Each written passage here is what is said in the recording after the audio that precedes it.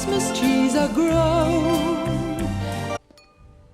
Always wanted to have Christmas in Turkey. What's going on, guys? I'm back to doing formal reviews. I have moved, so pardon the differences in audio quality and video quality.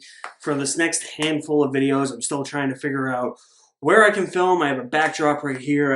I have a couple of other choices I could do too that I might try out, so please just bear with me for these next few reviews. But I'm back to talking about formal reviews here, about movies, finally! And today, I got to see the new John Woo movie, his first Hollywood movie in 20 years, and that is Silent Night. A tormented father witnesses his young son die when caught in a gang's crossfire on Christmas Eve. While recovering from a wound that costs him his voice, he makes vengeance his life's mission and embarks on a punishing training regimen in order to avenge his son's death. I'm familiar with John Woo's work. I wasn't introduced to John Woo through Face Off or Mission Impossible 2 or Hard Boiled or Paycheck, his last American movie. I was introduced to him through the video game Stranglehold, when you could jump over tables, cars, chairs, slow-mo punch somebody. You could do all that in slow motion, and it really made me feel like I was playing a John Woo movie that was made as a video game. It was really, really fun. I haven't played that video game in so long, and I really want to play it again because it's so good. So I have some certain expectations when I go into watching a John Woo movie, and those expectations should be met with a movie like Silent Night. Unfortunately, I don't think Silent Night really is as stylish as John Woo's previous movies, at least his Hollywood movies. Nor do I feel like this is going to be a Christmas classic, a staple that I'm going to watch every year. When compared to something like last year's Violent Night, which I'll watch every year during the month of December, beginning, middle, or end of the month, right before Christmas, I just don't really see this one playing out like that. The way I see this is kind of how I saw that horror movie this year, Totally Killer, where it's okay enough to watch for one viewing, but then you could go a few years without watching it. That's how I feel with Silent Night. This whole no dialogue or minimal dialogue thing, I think now starting to become a gimmick. There's been a couple of movies that have done it, and I'm afraid that it's going to be the next big Hollywood trend. You know how Hollywood gets trendy. Most recent trend is that they've either rebooted a franchise or done a legacy sequel to the franchise, and that movie's title is the same as the original movie's title. That was a thing. You know, all those different Hollywood trends. So I feel like this is going to be the next big thing. Movies that have minimal to no dialogue. And I just find it as a cheap gimmick now. We've only experienced 2 or 3 of these movies, and it somewhat works, but I think if John Woo's style was a bit more present in this movie, I could have bought into that a little bit more. Since Woo is coming back to Hollywood, I felt this to be a more tame, less stylistic John Woo movie than we've gotten in the past. Now, am I asking this to have all the kung fu scenes like Mission Impossible 2? No, that was a different time. That was 23 years ago. You can take yourself seriously as long as you know that you can also be grounded in relishing over-the-top sequences, which I feel like was missing a little bit from Silent Night.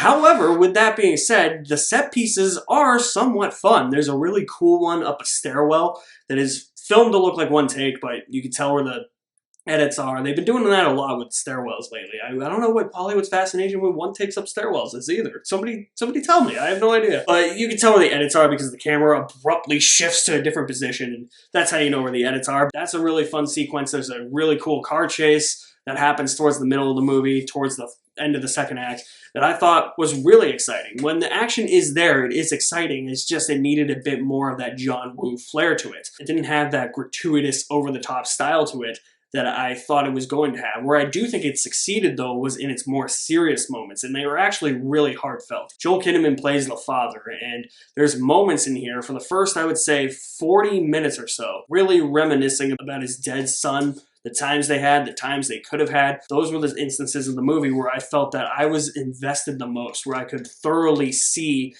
how you could blend serious moments with over-the-top moments. And honestly, sitting there for the first 15 to 20 minutes of this movie, that's really what it was. And I was really, really taken aback. I was really into that side of the story, that a father's love for his son and what he will do to think that he could get his son back and reminisce about the memories that he never had with his son. That was some heartbreaking stuff, and I gotta commend the movie for doing that. I thought it was really good, and I think Joel Kinnaman is really good in some of those scenes and the physical scenes, but when he's just giving a blank stare to people, it's a very blank stare. It's a brick wall stare. Discount Hayden Christensen over here, that's what I call him. He does his stunts.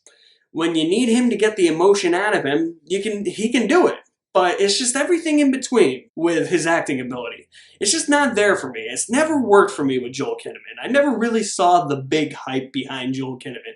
I get he was RoboCop. I get he's Rick Flag in the Suicide Squad. He just doesn't really work for me. He's okay as an actor. He gives an okay performance here. He does have to do a lot more here because he can't talk in this movie. And unfortunately, it's just relegated to blank stares and just kind of one-note facial expressions, and I wish he could have done a little bit more. But when it comes to the physicality and when it comes to actually delivering emotion, when the movie calls for him to deliver emotion, he is really good in that regard. Silent Night, I did have some fun with. I didn't have as much fun with it, though, as I was hoping.